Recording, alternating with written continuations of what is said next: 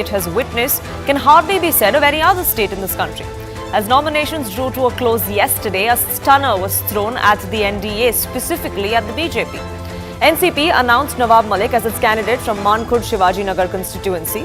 Malik's AB form submission took place just 5 minutes before the nomination deadline at 2:55 p.m.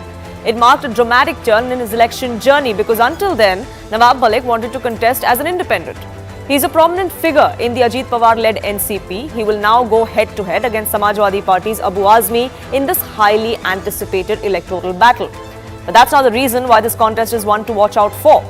Nawab Malik's candidature has no support from the alliance partners. BJP has said that they will not campaign for him come what may. In fact, this seat was given to a Shinde-Sena candidate as part of the seat-sharing negotiations.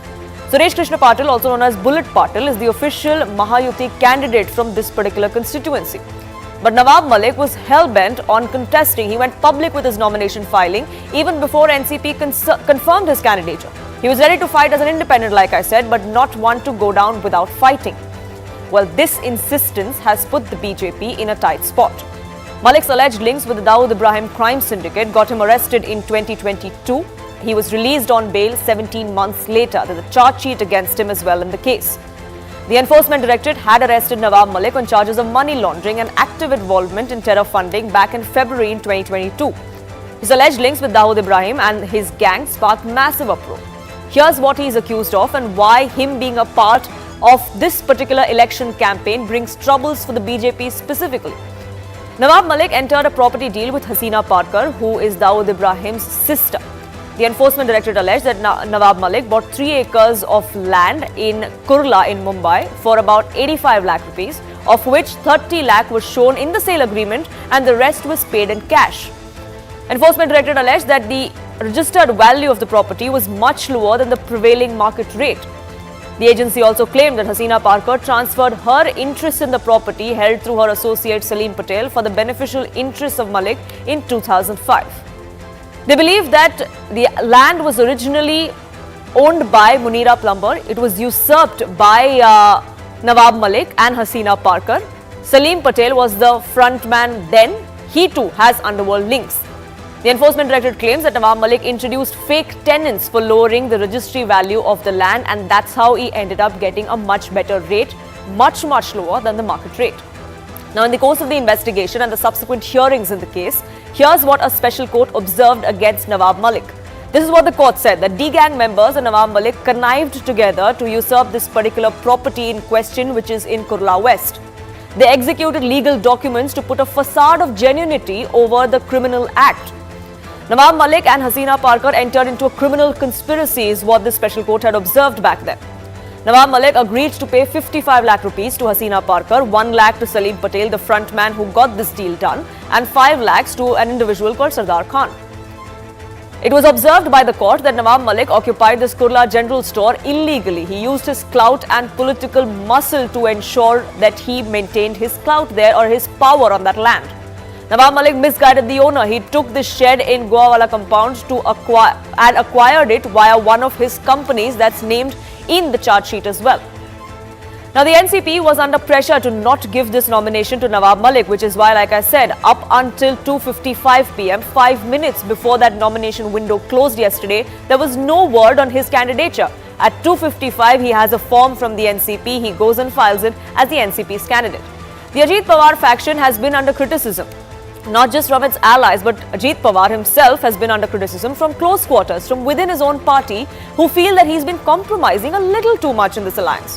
One of the reasons why we think that Ajit Pawar went ahead with giving Nawab Malik a ticket despite the opposition, and a very public one that has come to the fore, is that Nawab Malik is one of the top 5 leaders of his party. He needs to show that his party people still have a place as far as the alliance goes. Pawar Jr. did not want to risk the optics of a complete surrender, as some of his close colleagues have warned him against. He had to assert himself somewhere, and this instance seemed to be the best way for him to do it. Now, in the recently concluded Lok Sabha elections, the NCP was allowed to contest only 4 seats. In the assembly elections that are going to be held next month, they got the smallest share, even though they bring the same amount of MLAs to the table as Chief Minister Eknath Shinde and his Shiv Sena brings. Now, Nawab Malik is also a prominent Muslim face. Ajit Pawar believes that the backing of that community is much needed because it's that community's support which they lost cost them dearly in the recently concluded Lok Sabha elections. What they also hope to do is to redeem themselves from that Lok Sabha performance. Many said the fact that he broke the party has not gone down too well with the electorate, and that's something that cost him. This is a chance for Ajit Pawar to prove otherwise, that despite criticisms, objections and reservations even from his allies, he still has the power to ensure electoral success. So as the NCP fields Nawab Malik and goes ahead with this, is this something that could hurt the NDA or the Mahayuti in Maharashtra, specifically the BJP? That's what we ask on Plain Speak tonight.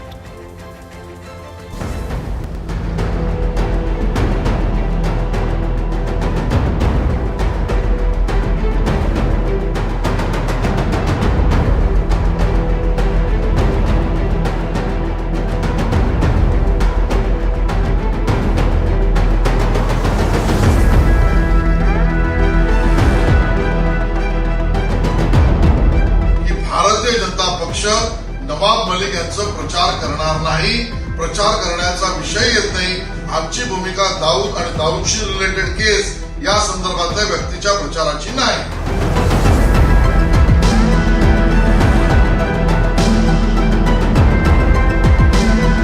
Definitely, I am very much sure that people are with me, whether the parties or leaders are opposing me. The voters are supporting me. I am very much confident that I am going to contest this election and the people will vote for me and definitely we will win the constituency.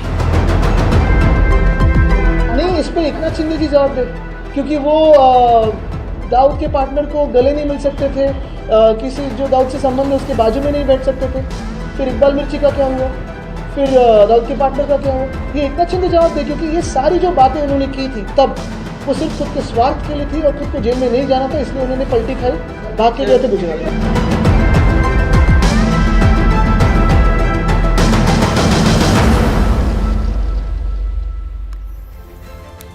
Let's open this up. Rohan Gupta, spokesperson of the BJP, will be joining us shortly. Brijmohan Srivastav, National General Secretary and Chief Spokesperson of the NCP, the Ajit Pawar faction, is with us.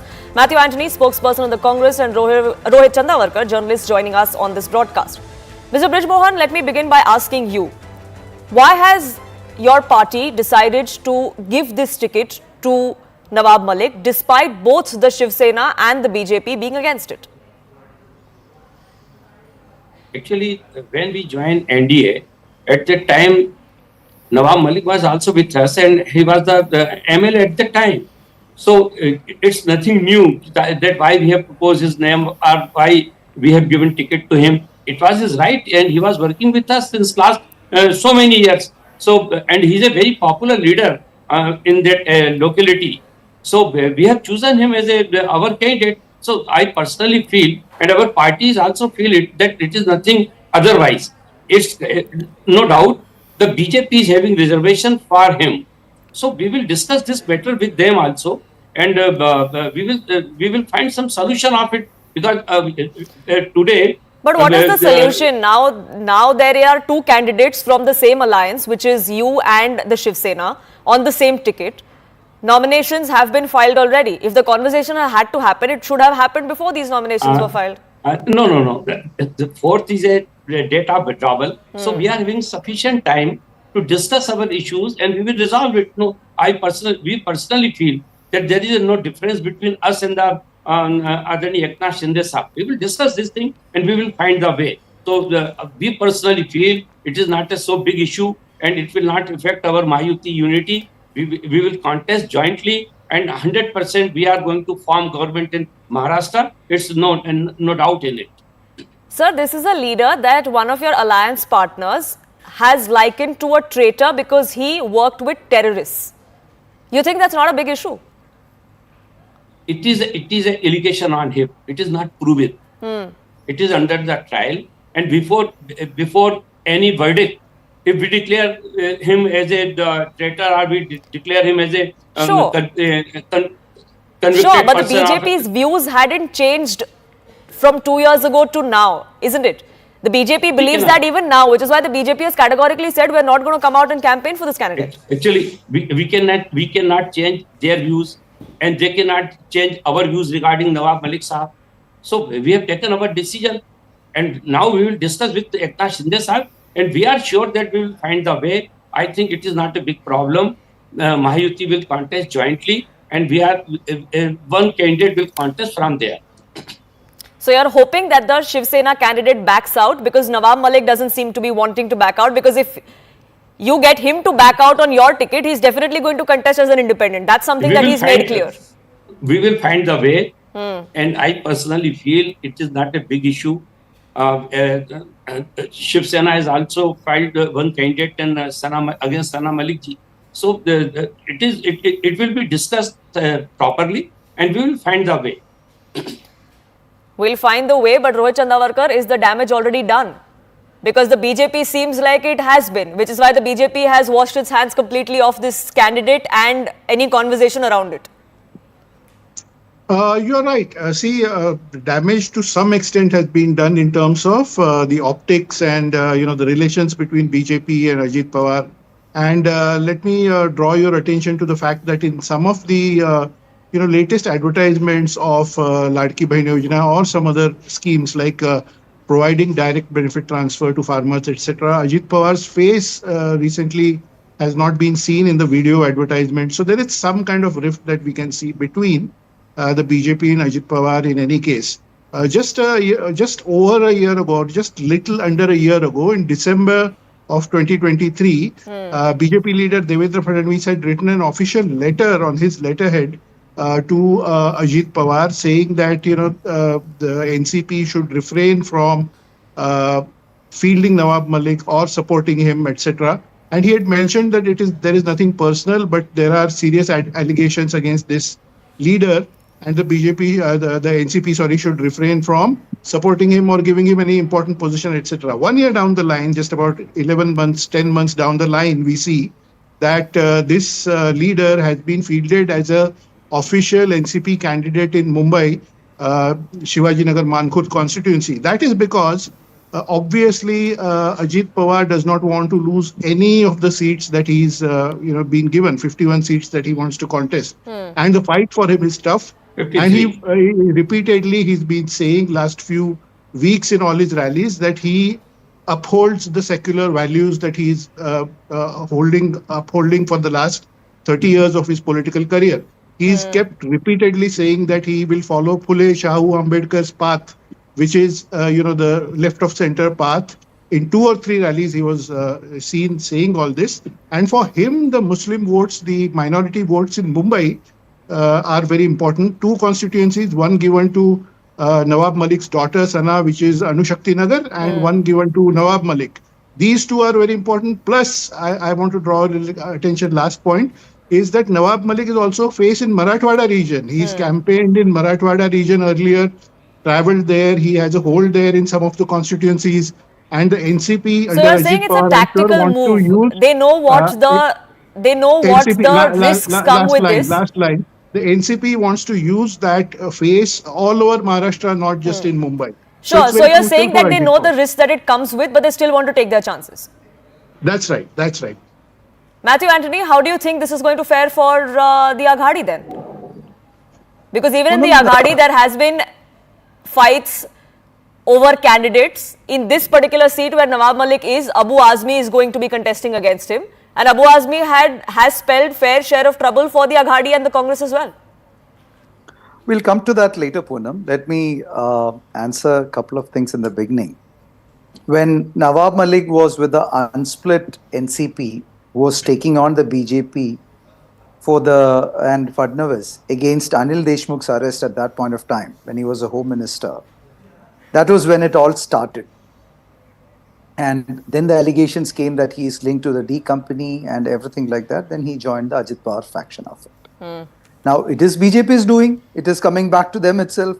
Whether it is proved or alleged, BJP claims that he is a D gang member. He is related to the D gang. And now, it has to, as what the spokesperson of Ajit Pawar faction said, that it is not proved. So they all started it when Nawab Malik was in the MVA, and it continued there. Now, Ashish Shelar and Devendra Fadnavis was very vocal about not being done from the Ajit Pawar side. Yet it was done, and now they're saying they are not campaigning for them, but they are still with them. Do they have the guts to put the Ajit Pawar faction out of the Mahayuti for this, if they are very principally oriented to what they are saying about this? Or they will just keep, just the statements, just the vocal statements, and still continue with the Ajit Pawar faction as a Mahayuti alliance partner.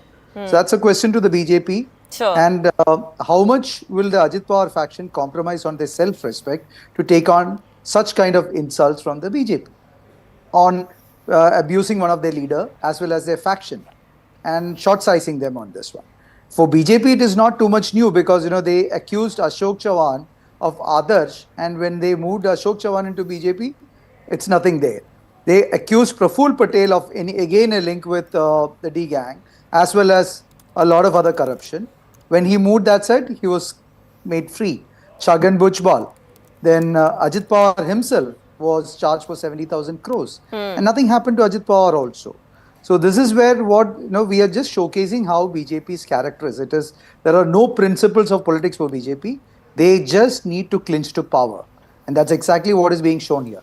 If they have any kind of principle to which what they are holding on to, then they should cut all their ties with the Ajit Pawar faction for doing this, even after, despite, just like how your editor mentioned, that there was a written letter from Devendra Fadnavis not to have any kind of an associationship with Nawab Malik. Sure, but if there is an understanding between all three partners, as is being claimed by many quarters as well, that they know what risk this comes with. It's a strategic call that has been taken.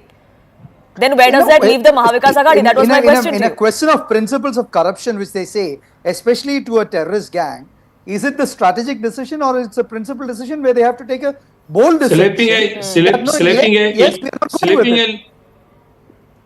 I didn't interrupt anyone else. Sure, and Shaina NC joins us as well. And Shaina NC, the criticism today that both your former party, the BJP, and your now party, the Shiv Sena, have had against Nawab Malik stands from back in 2022 to now. Can you just, by saying that we won't campaign for him, does that make everything okay within the alliance? Yes, it does. Because if we were campaigning for him, then you have every reason to question and pose question after question.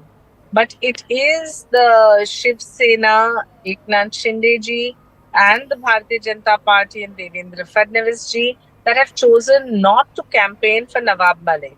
Now, if his party chooses to give him a ticket, it is their prerogative to face the voter with the repercussions of it or the acceptability of it. We are not here sitting on judgment on an alliance party.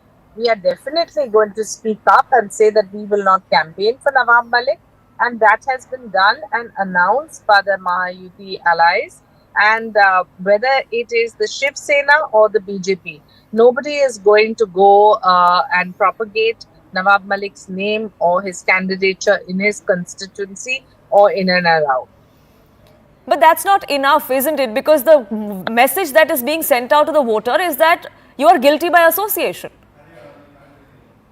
I think that guilt, obviously, and if there are questions which come up, need to be proven in a court of law. I'm not going to sit here and sermonize or sit on judgment. And I don't want to ever, seek any kind of speculative comment on this particular issue. We are all busy with our individual campaigns. We are all busy with elections. And I don't think anybody is going to go out of their way to even talk about what the NCP chooses to do by fielding a particular candidate, which is an absolute no-no for us. So having said but Shaina, sorry to interrupt you there. Sorry to interrupt you. Just a minute, Matthew Anthony.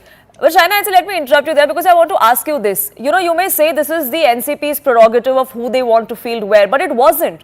Because Nawab Malik filed his nomination after this seat as part of seat sharing talks was given to your party, who fielded a candidate, filed their nomination, and then 5 minutes before the deadline, Nawab Malik on an NCP AB form has gone and filed his nomination. So this is not about that particular party's prerogative because that seat was never given to them. Look, I don't want to get into speculative commentary. In fact, I thought that the topic is our election campaign, which we are all working on. So this question is best answered by the NCP and the leadership of the Mahayuti. I'm very, very clear that everybody needs to lead by example, and it is the people of India and the voters of Maharashtra that will decide and determine Mr. Malik's fate. The voters will decide Mr. Malik's fate. Matthew Anthony, the Shiv Poonam. Sena and the BJP don't believe this is going to have any effect on them. Poonam, I understand China's position because she's contesting from Mumbai Devi. There's a large Muslim population and she cannot comment on Nawab Malik either on the D gang allegation. But a few days back, she would have vociferously put a word against Nawab Malik because BJP was completely against Nawab Malik and a letter was issued by Devendra Fadnavis. And the question here is, again I repeat, that just by making a very arm's length comment, it doesn't make that one because you are very clear as an alliance that you don't want any kind of an associationship with Nawab Malik, who is being alleged to have any associationship with the D company or a D gang.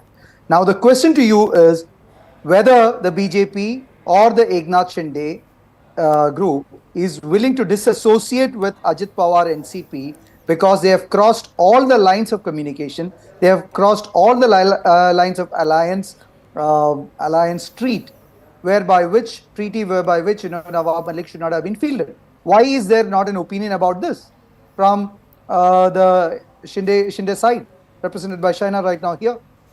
Why do you want to stay away from it? Because you have made a vociferous comment against Nawab Malik and the D gang when a few days back. And why do you want to stay away from it right now? It is a matter of question because Ashish Shelar and Devendra Fadnavis and Shinde was very clear that Nawab Malik will not be given a seat. Or now any associationship with Nawab Malik should not be kind of entertained by the Ajit Pawar faction side. I would like to hear from them. China NC, is this something that calls for a larger discussion or conversation within the alliance, or is this a one-off instance that you want to let go? Because the opposition says it's just a convenient way of getting away. No, I don't want to sit here and comment on another party. Obviously, our party leads by example. And when I say our party, I mean the Shiv Sena, because there has been no controversial candidate as has been with the BJP. So as far as the Mahayuti is concerned, if you have slight hiccups or speed breakers, it is for the leadership to sit and take cognizance of it and come up with whatever defense they want or no defense that they want. And for the voter, more importantly, to accept or to not accept.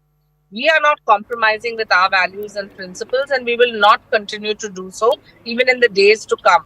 And I think that what the opposition is mocking is the fact that they are going to be in such a compromised position. They are not going to have any future in Maharashtra.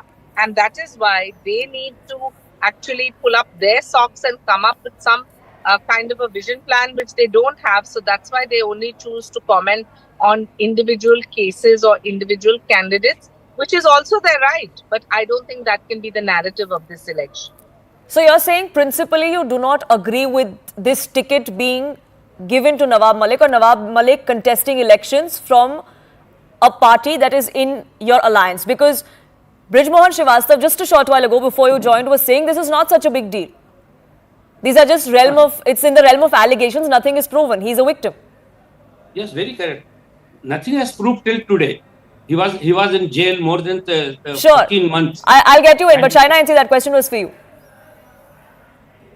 Yeah, I do concede that you have to be proven in a court of law, and if there is evidence substantive to prove so, let the honorable courts decide. But I am not sitting here in judgment or commenting about a candidate of a alliance party which is not within my purview. As I said, I thought that this debate is all about our elections and how we are all campaigning, and as you see, we are all in campaign mode. It is the verdict of the people of India and the people of Maharashtra. And I'm sure they're going to repose their faith in the Mahayuti. As far as individual candidates is concerned, it's better as the party they are representing. Brijmohan Srivastava, is that something that you believe too, that this is not something that could affect the fortunes of the Mahayuti at all? Yes, totally aligned. We believe in it. Mahayuti is working jointly in Maharashtra to face this election.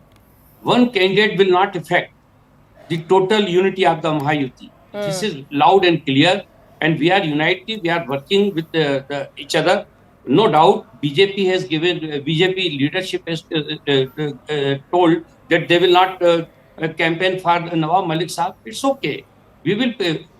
He is quite capable person, and our party is quite capable in that constituency. We will campaign for him, and let the people decide whether they support or not. But still, I want to say we are discussing this matter too early. There is a time of withdrawal. Let's things come, then we will discuss this matter also. No issue. Let the things come, because China NC, that will be the time when your party's candidate will have to withdraw as per the NCP, because Nawab Malik isn't going anywhere. Shaina ji has also already spoken this thing. It will be decided by our leadership, not by me or Shaina ji. Sure, I'm sure it won't be decided by you or them, but I don't think they would want to concede the seat to you either, Shaina NC. Because as far as the seat sharing talks went, the seat went to the Shiv Sena. But now if the NCP wants you in good faith to give up the seat because Nawab Malik they think is a good candidate for that seat, would the Shiv Sena be willing to give up the seat? I'm not in a position to answer that question. As I said, it's always the Mahayuti leadership that sits and discusses, deliberates, and unlike the Maha Vikas Aghadi that washes its dirty linen in public, with Mr. Raut commenting on, Nana Patole every single day, commenting on the Congress's ideology and then sleeping with the enemy. We have a set of principles here, which is a democratic process. Yes, of course. So the question is that when you have a particular case which pertains to a particular party, it's best to get the response from the NCP. Sure. Rohit Chandavarkar, the politics of convenience or alliance of convenience is an allegation that the BJP has faced in the past as well. Is that something that could impact their fortunes, especially the BJP's in the upcoming elections? I think you have hit the nail on its head. I mean, you just said it. It's true for all parties, all alliances, because we see, whatever has happened in Maharashtra since 2019 is kind of totally unbelievable. I mean, who's forming alliances with whom and who had criticized whom in the past, etc. is, a very complicated game. This just shows, this case, the latest case that we are discussing today, just shows how practical the politics has become, and how diplomatic parties can get, and how nothing is permanent, and how everything is shifting all the time. And after polls, let me tell you, after the polling happens and after the results come out, you might see another formation, another set of arguments being tossed up and all of that. It just shows, I mean, the larger picture for your viewers that I want to highlight is it just shows how desperate some of the parties are in terms of getting each and every seat that they are contesting, and it also highlights how they are willing to go to any extent and do anything with their alliance partner, allow it on one side, then diplomatically say that we are not part of it, we will not campaign on the other side, etc., etc. So you will see. I mean, we have been watching this in Maharashtra politics for a long time in the recent past, and I think it's going to continue. And you might see some more surprises, some more stunning things happening after polling happens and the results come out. Why even go till then? We'll probably find out what happens to this particular seat before 4th, when the date of withdrawal is. Which camp between the two in this particular alliance has to give up, or neither, and go up against each other, and what that result would then throw up. That will be interesting to see as well. But I'm out of time and I have to leave it there. I thank you all for joining us here on this edition of Plain Speak. Time for a quick break on this edition, but coming up on the other side is a special report from Ayodhya, because this is the first Diwali celebration in Ram Nagari after the consecration of the Grand Ram Temple. Jai Jai Shri Ram! Jai Shri Ram!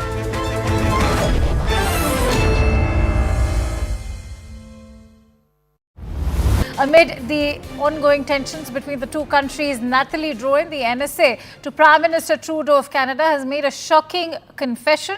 NSA Nathalie Drouin has claimed that it was a strategic decision to leak information against India to the Washington Post, and she, along with Deputy Foreign Minister of Canada David Morrison, leaked that information. The leak took place even before the Canadian police publicly alleged that their probe into the murder of Khalistani terrorist Hardeep Singh Nijjar revealed links between agents of the Indian government and homicides and violent acts in Canada. She also says that she did not require Trudeau's authorization for leaking that information. Listen in as she speaks to the committee. Deputy Minister Morrison and I spoke to the Washington Post on background late Sunday afternoon, October 13. We provided non-classified information on the action we had taken to cooperate with India and explained how the evidence showed links to the government of India conducting illegal activities against Canadians, including threats to their lives. The government of India has, from the beginning, accused Canada of engaging in a politically motivated investigation and using the Canadian media to further this. This is clearly not the case. However, we were prepared for this accusation to resurface. Therefore, we made a strategic decision to engage a respected international news outlet that had already published on the subject to ensure the record was straight and that our side of the story would be widely heard. Deputy. All right, Siddharth Mishra has been tracking that story for us. He joins me on the phone line with more input. Siddharth, before we dive into the larger messaging behind this, important to also share what is the message going out and jog our memories a bit and refer to what Washington Post had actually reported in the first place.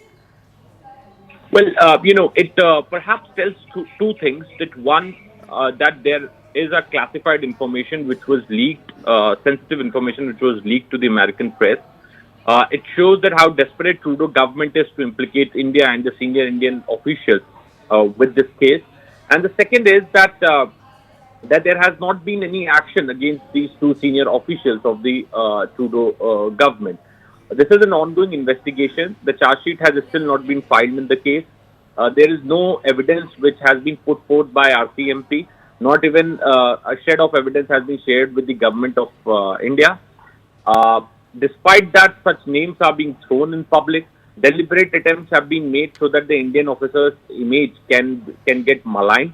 And perhaps that is what the government of Canada is doing at this point in time.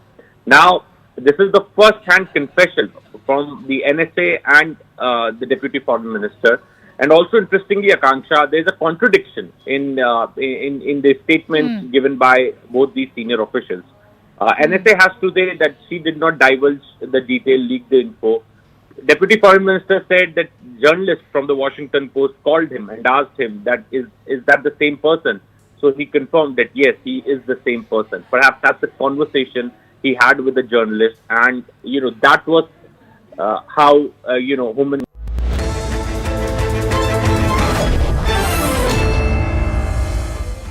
Welcome back. You're watching Plain Speak, and this is a special edition that we bring to you from Ayodhya because it is the first Diwali after the consecration of Ram Temple earlier this year.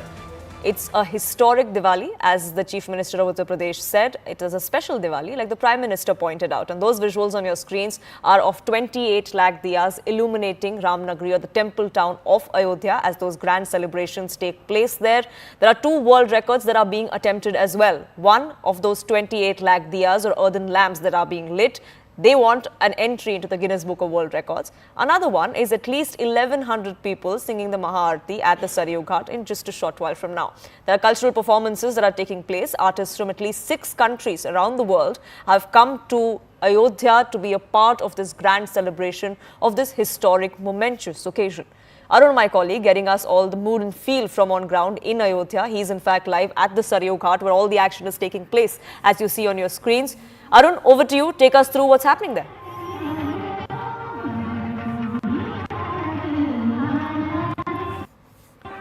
Well, I was not able to hear your question, but I think you asked about the atmosphere in Ayodhya, which is very significant and buzzing. Right now, I am at Ram Deepotsav. This is the place where we have 55 hearts, and the Guinness Book of World Record will be set here at this place. being lit. I would request my camera person to just show a glimpse of this area, that how it has changed in last couple of minutes. Even as we speak, you will see some of the diyas are being lit by these volunteers. There is a huge crowd here on the ghats of it. And I don't know whether you can see a little far away from there where I'm standing. A performance, cultural performance is also going on. The Ram Leela performance is also being done there. And in some time from now, we will be seeing that UP Chief Minister Yogi Adityanath coming here at Ram Ki Body and witnessing the laser show and the cultural program. But before that, look on that side, how wonderful, how beautiful it looks, and it is the hard work of those 30,000 volunteers from different schools and colleges who participated in this program. They worked for it throughout day and night. You know, the way it has to be done. There is a way, of course, in which these World of Good records people to happen. And you know, now all 25 to 28 lakh diyas, then now lighting all of them. It's a wonderful atmosphere here in Ayodhya, and people of Ayodhya, of course. My colleague Arun Dhanta there in the midst of all the action in Ayodhya at the Saryu Ghat, where you see that performance that's being put up. And as you see, those little dots on your screens, they are not lights or LEDs as we would see on normal days. They're actually earthen lamps, 28 lakh of them. And with that, this year, the Ram Temple Trust wants to make their entry into the Guinness Book of World Records with 28 lakh lamps that are being lit at the Saryu Ghat. Why is this significant? Why is this a momentous occasion like the Chief Minister of Uttar Pradesh and the Prime Minister have both been speaking about? Let's open that up. Let's get some perspective about why this is an attempt that is being made to begin with and what that means for Ayodhya, for the country and for several hundred Hindus across the world. Sadhvi Jayabharti, Hindu scholar, and Girish Parikh, Astrolife coach, joins us. Thank you for joining us. I'm sure you are partaking in at least seeing what's happening in Ayodhya there.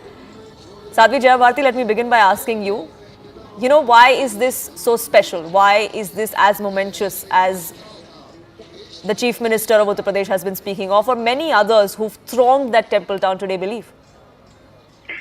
See, not only us, not only the Chief Minister or the Prime Minister, but even all the channels have been speaking about it for weeks, I think now.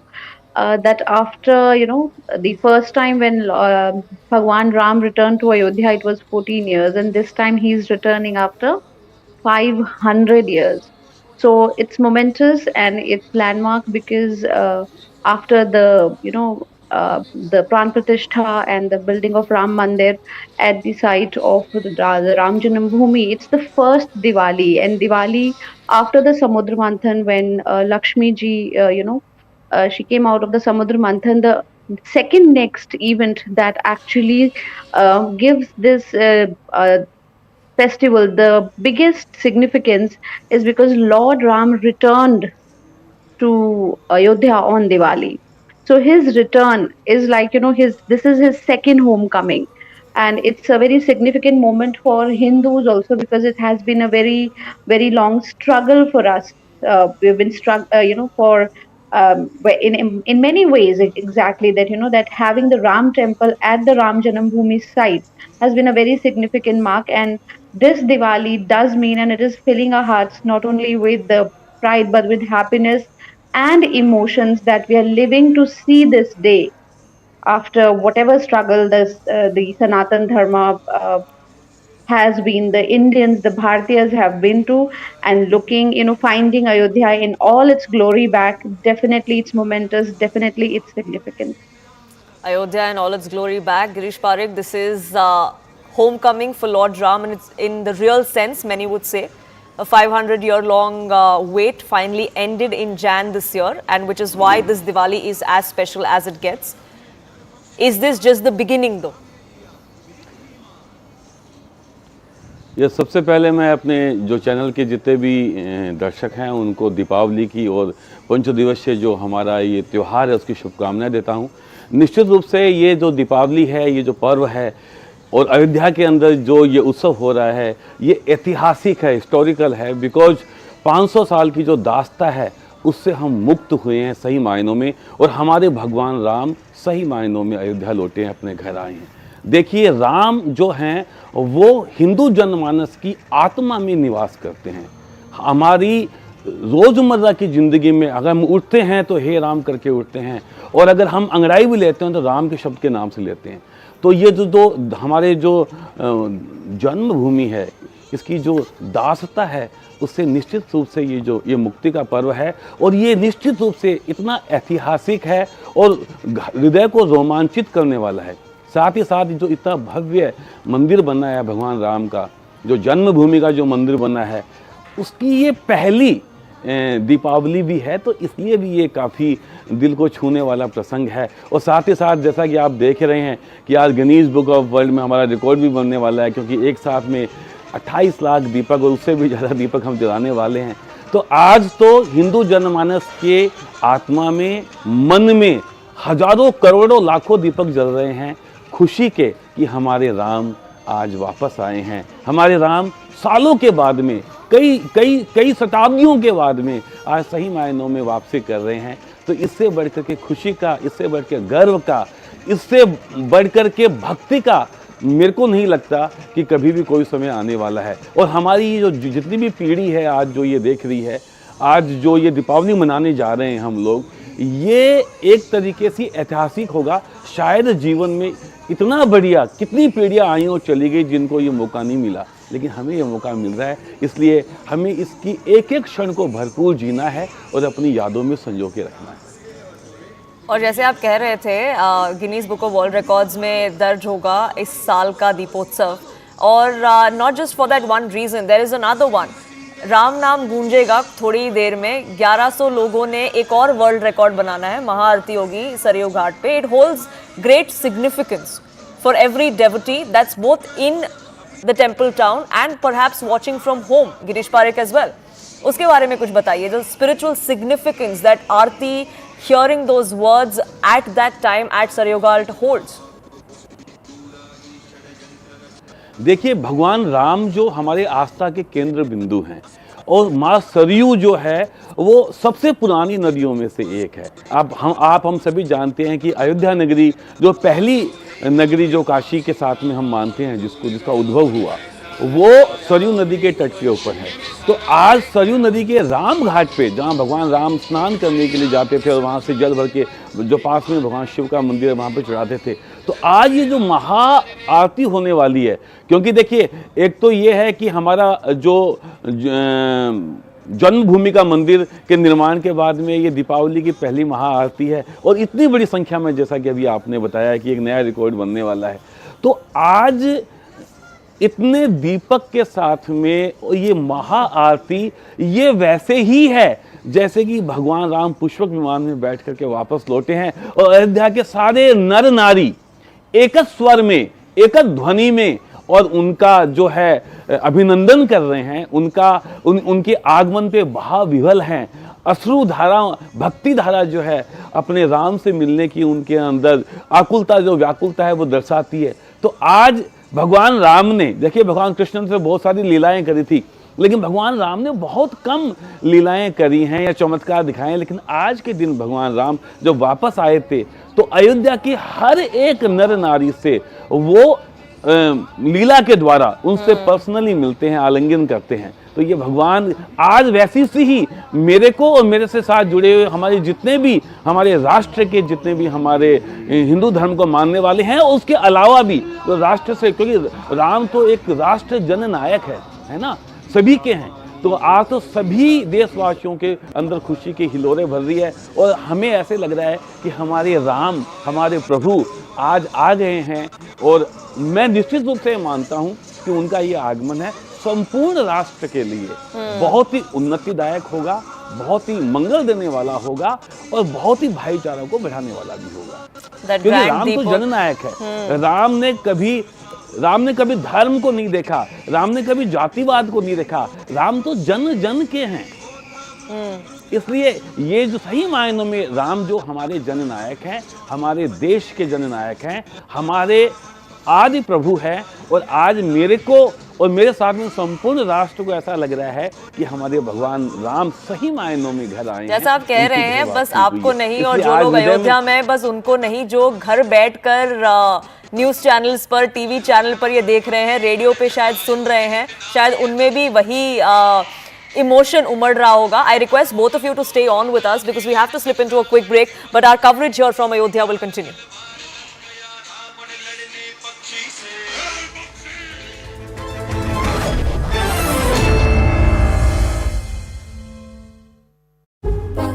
Amid the ongoing tensions between the two countries, Nathalie Drouin, the NSA, to Prime Minister Trudeau of Canada, has made a shocking confession. NSA Nathalie Drouin has claimed that it was a strategic decision to leak information against India to the Washington Post, and she, along with Deputy Foreign Minister of Canada David Morrison, leaked that information.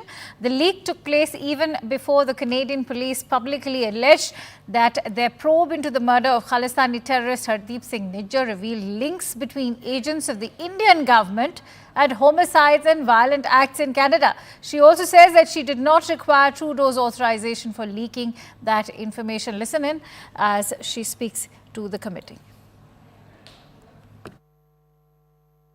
Deputy Minister Morrison and I spoke to the Washington Post on background late Sunday afternoon, October 13. We provided non-classified information on the action we had taken to cooperate with India and explained how the evidence showed links to the government of India conducting illegal activities against Canadians, including threats to their lives. The government of India has, from the beginning, accused Canada of engaging in a politically motivated investigation and using the Canadian media to further this. This is clearly not the case. However, we were prepared for this accusation to resurface. Therefore, we made a strategic decision to engage a respected international news outlet that had already published on the subject to ensure the record was straight and that our side of the story would be widely heard. Deputy. All right, Siddharth Mishra has been tracking that story for us. He joins me on the phone line with more input. Siddharth, before we dive into the larger messaging behind this, important to also share what is the message going out and jog our memories a bit and refer to what Washington Post had actually reported in the first place. Well, it perhaps tells two things. That one, that there is a classified information which was leaked, sensitive information which was leaked to the American press. It shows that how desperate Trudeau government is to implicate India and the senior Indian officials with this case. And the second is that that there has not been any action against these two senior officials of the Trudeau government. This is an ongoing investigation. The charge sheet has still not been filed in the case. There is no evidence which has been put forth by RCMP. Not even a shred of evidence has been shared with the government of India. Despite that, such names are being thrown in public. Deliberate attempts have been made so that the Indian officer's image can get maligned. And perhaps that is what the government of Canada is doing at this point in time. Now, this is the first-hand confession from the NSA and the Deputy Foreign Minister. And also, interestingly, Akanksha, there is a contradiction in the statements given by both these senior officials. NSA has to say that she did not divulge the detailed leaked info. Deputy Foreign Minister said that journalists from the Washington Post called him and asked him that is that the same person? So he confirmed that yes, he is the same person. Perhaps that's the conversation. Thank you for staying with us. Our coverage from Ayodhya, from Ramnagri, continues there. It's Deepotsav, the first one after the consecration of the Ram temple earlier this year, and which is why this one is a special Deepotsav. We're seeing performances take place there. Millions of devotees who've thronged Ayodhya are also watching from home, hearing what's happening, partaking in the celebrations there. We are going to be seeing that Mahyuti on the banks of Saryu River in a short while from now as well, where the Chief Minister of Uttar Pradesh is going to be leading those celebrations. But it is about the astha and the emotion of devotees around the world. That is what we want to speak of today. Sadhvi Jayabharti and Girish Parikh continue to be with us. And Sadhvi Bharti, it's not just about this day. Yes, this is historic and momentous, but there's also a bigger messaging that this sends out, especially to the newer, younger generation, isn't it?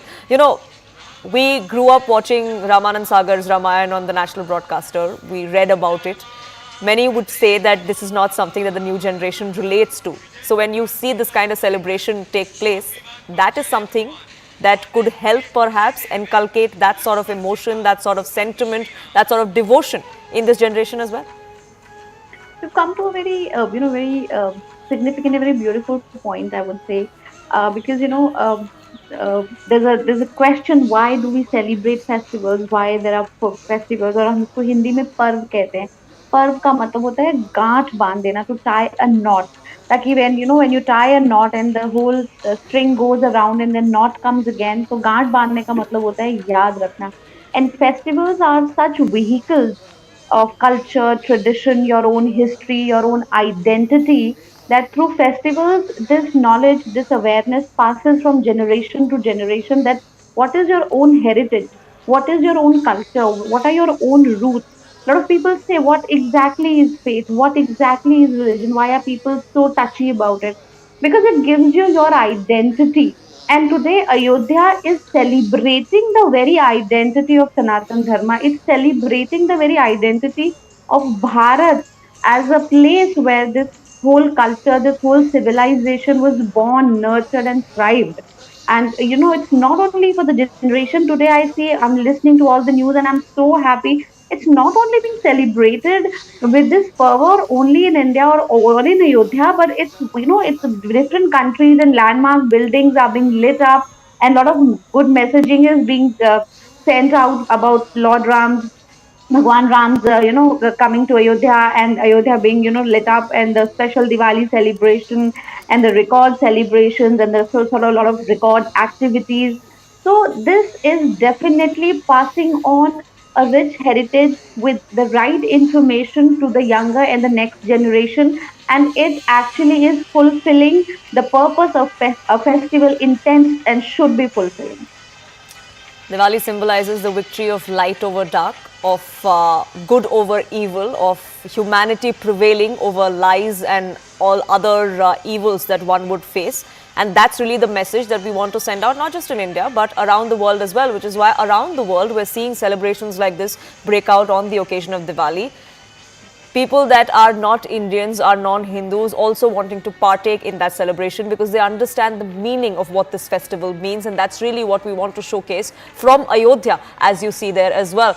Arun, my colleague, is reporting live, getting us the mood from on ground. And Arun, you must have spoken to several people over the course of the last 24 hours who've thronged Ayodhya. It must be chock-a-block with people there. What is the sense that you get there? Why have people thronged Ayodhya on this momentous occasion? Well,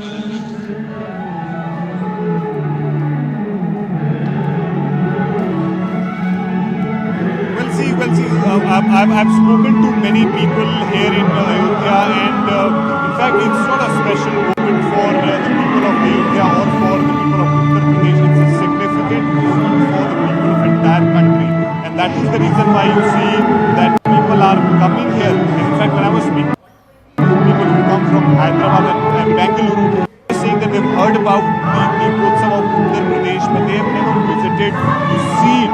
They've heard about the Guinness Book of World Records being made by the Deepotsav, but this time around, not only to witness that record, for them, what is more important was that they would be able to visit the Grand Ram Temple, and that has become one of the biggest reasons for all these people who come here and participate in Deepotsav. But this time around, the crowd is immense. Last year in 2022, I was here in Ayodhya. Even that point in time, people had come from across the country. Crowd was much, but this time around, the joy and the enthusiasm that these devotees have come here to witness the 3-day celebration of Diwali. Monday, Tuesday, Wednesday, and of course on Thursday the Grand Diwali. But these 3 days, of course, were very special for them. They have already visited the Ram temple. They have offered their prayers there, and it was significant as their emotions were pouring out while they were speaking about this, and also to witness this grandeur here at Ram Ki Pauri. Even as we speak just now, I can see that the background noise is reduced. But right now there is digital Ramayan which is going on, which is being played for the crowds here. And in fact, the lighting of Diya is almost done.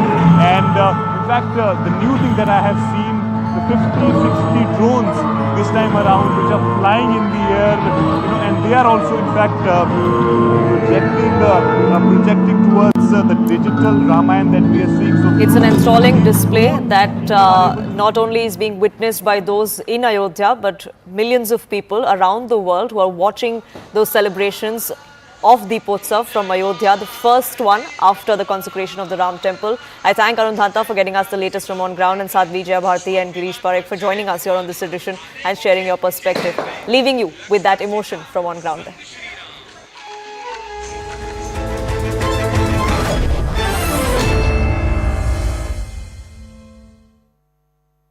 Brought to you by Amid the ongoing tensions between the two countries, Nathalie Drouin, the NSA to Prime Minister Trudeau of Canada, has made a shocking confession. NSA Nathalie Drouin has claimed that it was a strategic decision to leak information against India to the Washington Post, and she, along with Deputy Foreign Minister of Canada David Morrison, leaked that information. The leak took place even before the Canadian police publicly alleged that their probe into the murder of Khalistani terrorist Hardeep Singh Nijjar revealed links between agents of the Indian government and homicides and violent acts in Canada. She also says that she did not require Trudeau's authorization for leaking that information. Listen in as she speaks to the committee. Deputy Minister Morrison and I spoke to the Washington Post on background late Sunday afternoon, October 13.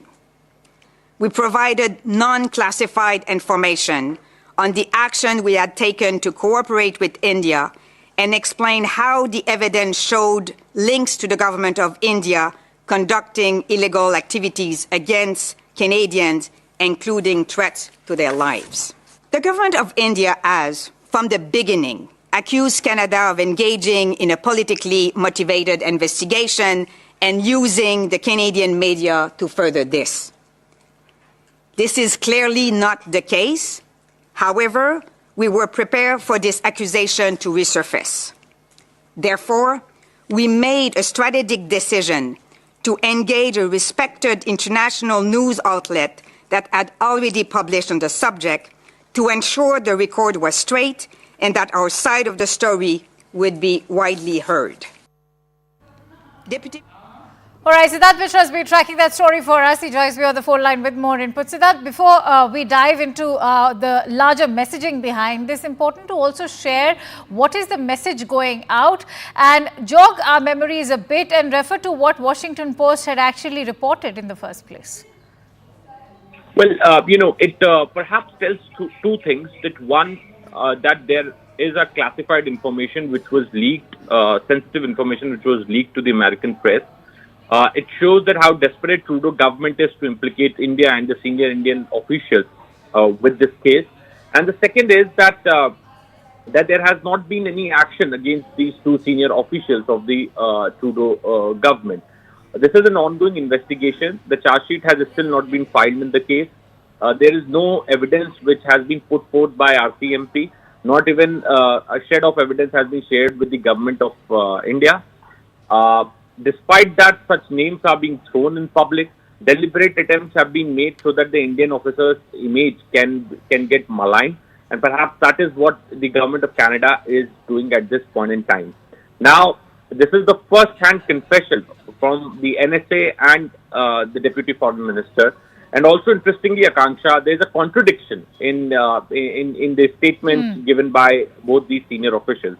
NSA has to say that she did not divulge the detail, leak the info. Deputy Foreign Minister said that journalists from the Washington Post called him and asked him that is that the same person.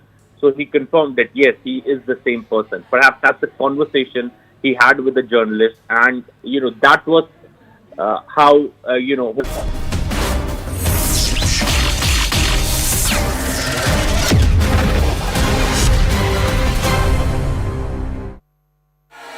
Ram Siya Ram किया विश्व कल्याण बोलो Ram Siya Ram.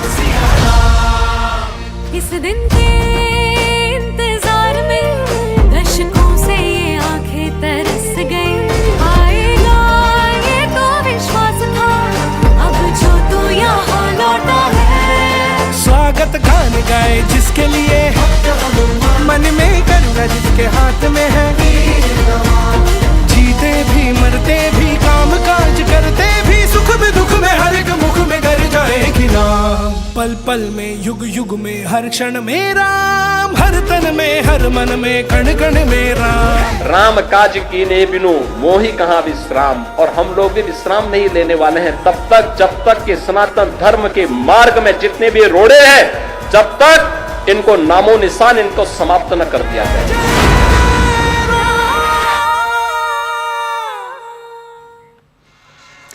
Namaste, Jai Hind, and welcome to this very, very special edition of the